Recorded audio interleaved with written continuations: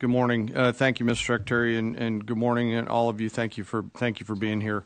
As a follow-up to my comments on Sunday's press conference, I wanted to give you a few updates this morning on something I'm honored to do as a chairman, and that's a chance to get to talk about some of our service members and the incredible things that they do on behalf of our nation. And I apologize ahead of time for the length and the detail.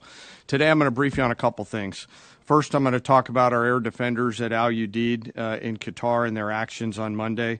Then I'm going to walk you through a little bit about the academics that went into the attack against Fordo, the massive ordnance penetrator weapon, and we're going to show a video that highlights the effects that weapon has. Of course, nobody was down inside the target, so we don't have video from the target.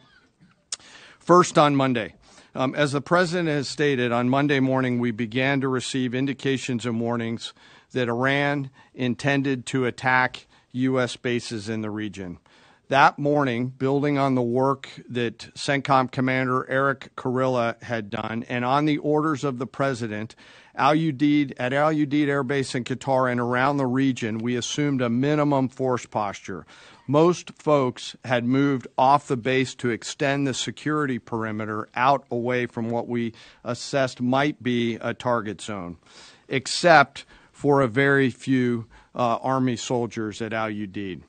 At that point, only 2 Patriot batteries remained on base, roughly 44 American soldiers responsible for defending the entire base, to include CENTCOM's forward headquarters in the Middle East, an entire air base, and all the U.S. forces there. The oldest soldier was a 28-year-old captain. The youngest was a 21-year-old private who'd been in the military for less than 2 years. So let's put ourselves out there for a second. Imagine you're that young first lieutenant, you're 25 or 26 years old, and you've been assigned as the tactical director inside the command and control element. You, at that age, are the sole person responsible to defend this base. Listening next to you is your early warning operator whose job is to notify you of imminent attack. There's 5 people inside a vehicle and 5 people outside of a vehicle around these, a total of, as I said, 44. By the way, you've sat in the Middle East for years, deployed over and over again, extended multiple times, always being prepared, but unsure of when that particular day will come that you must execute your mission and not fail at doing it.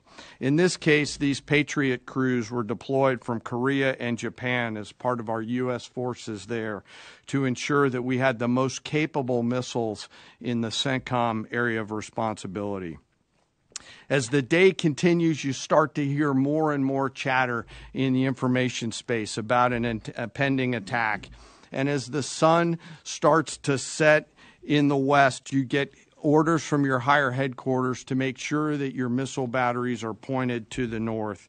There are just a few other teammates. It's hot, you're getting nervous, and you expect an attack.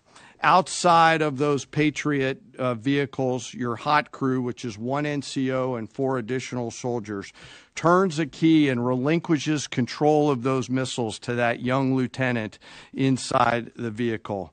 And you wait.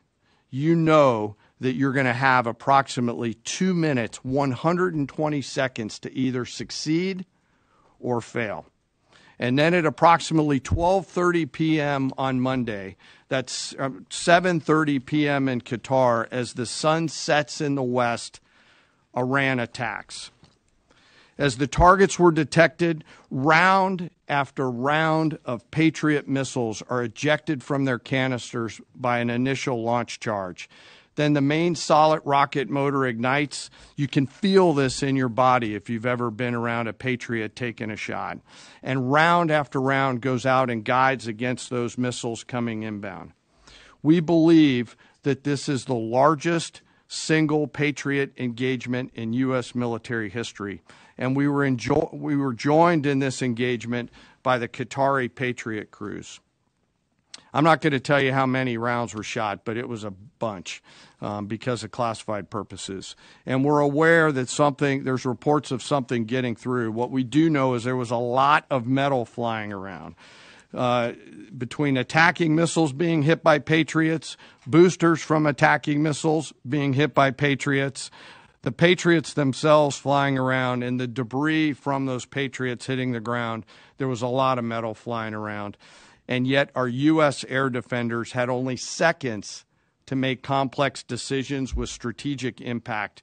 These awesome humans, along with their Qatari brothers and sisters in arms, stood between a salvo of Iranian missiles and the safety of Al Udeid. They are the unsung heroes of the 21st century United States Army. And I know a lot of you have seen the videos online and the excitement as those Patriots departed their launchers and went up and guided. This really demonstrates the combat capability and capacity of our Army air defenders. Simply stated, they absolutely crushed it. If you'd flip this over, thanks.